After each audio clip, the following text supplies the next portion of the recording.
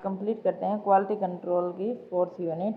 इसमें हम पढ़ेंगे stability testing of herbal medicine. Herbal medicine की स्टेबिलिटी टेस्टिंग कैसे की जाती है, application of various chromatography technique in standardisation of herbal product. कौन कौन सी क्रोमेटोग्राफी टेक्निक हैं जो हर्बल प्रोडक्ट को स्टैंडर्डाइज करने के लिए यूज की जाती हैं। कोई भी न्यू ड्रग एप्लीकेशन या एक्सपोर्ट रजिस्ट्रेशन कराने के लिए क्या क्या डॉक्यूमेंट हैं जो हमें प्रिपेयर करने पड़ते हैं। और फाइनल टॉपिक है इसका जीएमपी की क्या रिक्वायरमेंट है ड्रग और कॉस्मेटिक एक्ट के प्रोविज़न में। तो शुरू करते हैं। पहला topic stability testing of herbal medicine. ये हम सभी जानते हैं कि जो हर्बल मेडिसिन है वो वर्ल्ड वाइड प्रोड्यूस एक लार्ज स्केल पर है, जो जिसका इस्तेमाल बहुत ही पुराने समय से करते आ रहे हैं और ये एक अच्छी टेक्निक है हर्बल मेडिसिन की। तो इसके लिए क्या क्या पर्पज़ हैं, क्या क्या इसकी स्टेबिलिटी टेस्टिंग है, तो इसको क्यों इसकी ज़रूरत पड़ी, तो देखते हैं। इसके पर्पज़ हैं प्रोडक्ट की क्वालिटी के लिए, self life and storage condition को इंक्रीज करने के लिए, पेशेंट को कॉन्फिडेंस में लाने के लिए, पेशेंट की सेफ्टी के लिए और प्रोडक्ट की एफिकेसी के लिए, ताकि प्रोडक्ट लंबे समय तक चले, पेशेंट को कोई नुकसान ना हो। इन सभी को देखते हुए मेडिसिन की स्टेबिलिटी टेस्टिंग की ज़रूरत पड़ी थी। इसके क्या क्या इंपॉर्टेंस हैं स्टेबिलिटी टेस्टिंग के, वो देखते हैं। Evaluation of efficiency of a drug, development of stable packing information for quality strength purity and integrity of product during its self life, for determination of the self life. कौन कौन से factor affect करते हैं stability testing को, इसमें है light है, temperature है, हाइड्रोलाइसिस है, ऑक्सीडेशन है, मॉइस्चर है, पोलिमराइजेशन है, आइसोमेराइजेशन है, रेसिमाइजेशन है। तो ये सभी को पता है कि अगर किसी प्रोडक्ट पर लाइट रिवर्स इफेक्ट करती है तो उसके लिए कुछ ना कुछ उस प्रोडक्ट में चेंज लाएगा, उसकी जो पावर है वो कम होगी या उसका जो एक्शन है वर्क करने का वो चेंज हो जाएगा। ये सभी हैं। कौन कौन से टाइप्स हैं स्टेबिलिटी टेस्टिंग के मेथड के। एक्सेलरेटेड टेस्टिंग, इसमें जो है प्रोडक्ट है उसको high temperature and humidity and light से उसको एक्सेलरेट करते हैं, उस पर अप्लाई करते हैं।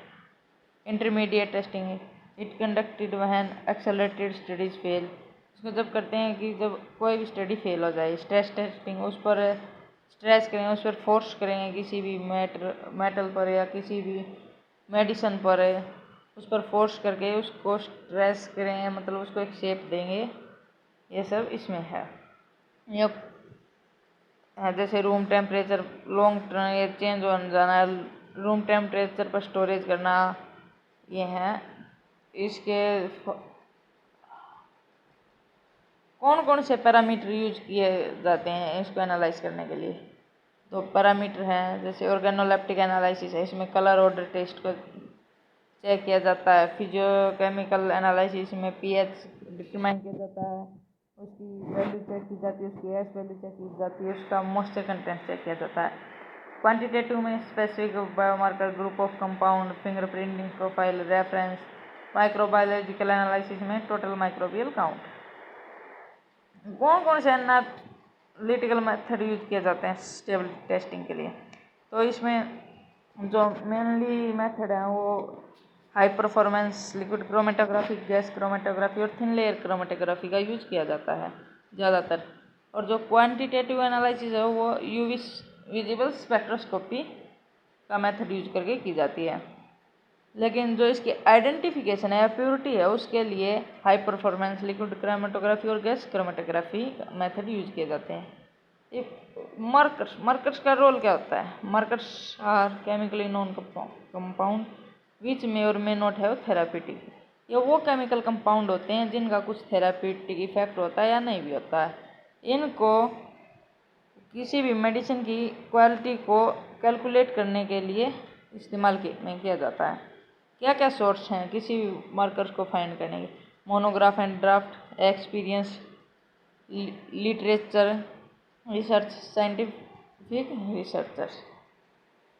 चैलेंज, क्या क्या चैलेंज आए कोई भी हर्बल मेडिसिन वो test active ingredient, herbal substance are enable in nature, Herbal products are consisting in one or more herbal preparation which are lead to more analytical challenge. कौन कौन से उसमें एक्टिव इंग्रेडिएंट हैं वो चेक करने के लिए, क्या वो हर्बल प्रोडक्ट अवेलेबल है भी या नहीं है उसके लिए। तो ये कुछ चैलेंज थे स्टेबिलिटी को मेंटेन करने के। क्या कौन कौन से मैकेनिज्म इन्वॉल्व हुए उसकी प्रोडक्ट की स्टेबिलिटी को चेंज करने के लिए, जैसे loss of activity, concentration, change in concentration of active component, alteration in bioavailability, loss of content uniformity, loss of elegance, formation of toxic degradation product, loss of packing integrity. क्या क्या protocol use हुए इसकी किसी भी medicine product की stability को check करने के लिए, जैसे इस सैंपल को सेलेक्ट करना कि अच्छा या नहीं, उसके टेस्ट, एनालिटिकल प्रोसीजर, उसका क्राइटेरिया, उसकी स्टोरेज कंडीशन, उसकी testing frequency, sampling plan, container evaluation और स्टेटमेंट लेबलिंग। एप्लीकेशन, कौन कौन से क्रोमेटोग्राफी की कौन कौन सी एप्लीकेशन इसमें अप्लाई हुई किसी भी हर्बल ड्रग को स्टैंडर्डाइज करने में। तो हम एप्लीकेशन देखते हैं पहले पेपर क्रोमेटोग्राफी की। तो paper chromatography, identification of pure substance for mixture of compounds, isolation of known and unknown substance, identification of drug impurities, determination of stability, analysis of natural contamination, analysis of sweetener in juice and also analysis of preservative. Chromatography है वो easily identify कर लेती किसी pure substance को या कोई mixture है दो कंपाउंड का उसको, या किसी भी नॉन या नॉन सैंपल का पता लगा सकते हैं इसमें कितनी ड्रग है और उसमें कितनी इम्प्योरिटीज हैं उनका पता लगा जा सकता है। किसी भी डोजेज फॉर्म की स्टेबिलिटी को डिटरमाइन किया जा सकता है। ऐसे ही थिन लेयर क्रोमेटोग्राफी की एप्लीकेशन है, यह हाई परफॉर्मेंस थिन क्रोमेटोग्राफी की एप्लीकेशन है, तो ये आप देख लेना। ये गैस क्रोमेटोग्राफी की, लिक्विड क्रोमेटोग्राफी की और मास स्पेक्ट्रोस्कोपी की। यहाँ पे है फ्लूइड क्रोमेटोग्राफी की, तो ये एप्लीकेशन आप देख लेना। ये preparation of document for new drug application है एक्सपोर्ट रजिस्ट्रेशन। कोई भी न्यू ड्रग या कोई भी एक्सपोर्ट रजिस्ट्रेशन अप्लाई करते हैं तो उसके लिए कौन कौन से डॉक्यूमेंट हमें प्रिपेयर करने चाहिए, तो इसको हम ग्राफ की हेल्प से समझेंगे। जैसे पहला है ये, पहले तो परमिशन लेनी पड़ेगी किसी भी इंपोर्ट न्यू ड्रग के लिए, ये रूल 122A। फिर 122B में permission to manufacture new drug, फिर हमें परमिशन लेनी पड़ेगी किसी भी न्यू ड्रग को बनाने के लिए। फिर है रूल 122DA, इसके अंतर्गत हमें किसी भी क्लिनिकल ट्रायल की डेफिनेशन का पता होना चाहिए कि उसके लिए क्या क्या करना चाहिए, कौन कब कब उसकी टेस्टिंग की जानी चाहिए, वहाँ पे हाइजीन या पर्सनल, इन सभी चीज़ों का ध्यान में रखना चाहिए, पर्सनल हाइजीन। फिर है रूल 122E, इसमें डेफिनेशन ऑफ ड्रग, ड्रग की डेफिनेशन का पता होना चाहिए। उसके बाद हमें एप्लीकेंट है जो IND एप्लीकेंट है उसको CDSO के हेड क्वार्टर में अप्लाई करना चाहिए। उसके बाद examination by new drug division, फिर detailed review by IND committee, जो डिटेल्ड रिव्यू है किसी भी ड्रग का वो कमेटी को देना चाहिए। रिकमेंडेशन टू DCG, उसके बाद आपको किसी भी न्यू ड्रग के लिए अप्रूवल मिलेगा इंडिया में। उसके बाद है ये आप पढ़ लेना बीच में, ये रजिस्ट्रेशन कैसे किया जाता है। जैसे आपको 3 डॉक्यूमेंट चाहिए, पहले legal document, regulatory document, technical document. Legal की ये लीगल है या नहीं जो आप ड्रग बना रहे हो या आप रजिस्ट्रेशन करवा रहे हो इंडिया में, तो अगर आप लीगल हैं, आपके पास डॉक्यूमेंट हैं, आपने डिग्री की, डिप्लोमा किया, कुछ भी किया, आप लीगल हो उसको रजिस्ट्रेशन कराने के लिए, तो आपको रेगुलेटरी डॉक्यूमेंट्स, टेक्निकल डॉक्यूमेंट्स, किस के जो लीगल डॉक्यूमेंट है वो फॉर्म 40 POA DIN D2, और टेक्निकल डॉक्यूमेंट में PMF DMF और लेबल्स इंसर्ट, ये सब हैं, इसमें आप पढ़ लेना।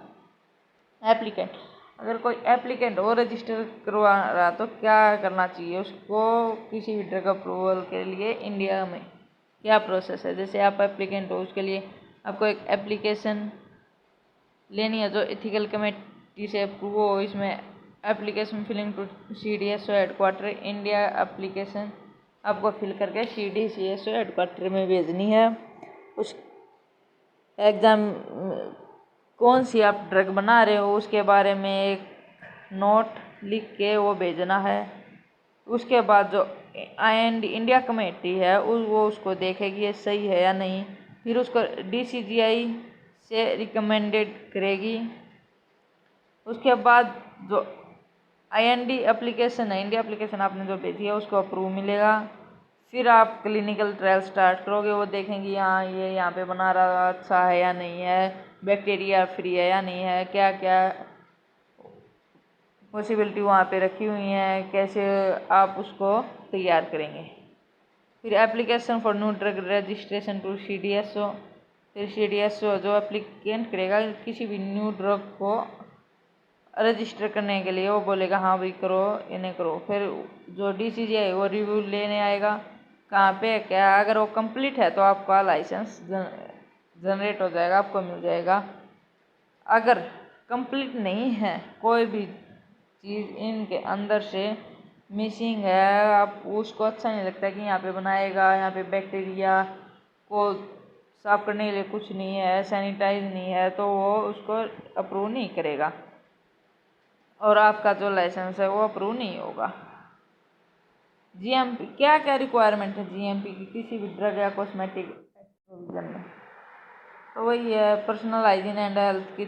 आप पहले तो पर्सनल हाइजीन एंड हेल्थ है, सराउंडिंग बिल्डिंग एंड फैसिलिटीज़ हैं, production area, quality control area, storage and dispatching area, material management, manufacturing operation and control, quality management, documentation and record, pharmaceutical validation, sterile post operating activities. तो ये सब हैं, यार देख लें जैसे आप कैसे खुद की सफाई रखते हैं, कैसे आप कहाँ पे कोई ड्रग बना रहे हैं वहाँ सैनिटाइज है या नहीं है, वहाँ पे प्रॉपर लाइट है या नहीं है, बिल्डिंग कैसी है, वहाँ की फैसिलिटी कैसी है, आप कितनी स्वच्छता रखते हैं किसी भी ड्रग को बनाने में। ये सब इसके GMP रिक्वायरमेंट है किसी भी ड्रग या कॉस्मेटिक प्रोविज़न की। तो हमारी 4 यूनिट कंप्लीट हो गई हैं क्वालिटी कंट्रोल की, आप हमारे चैनल से देख सकते हैं।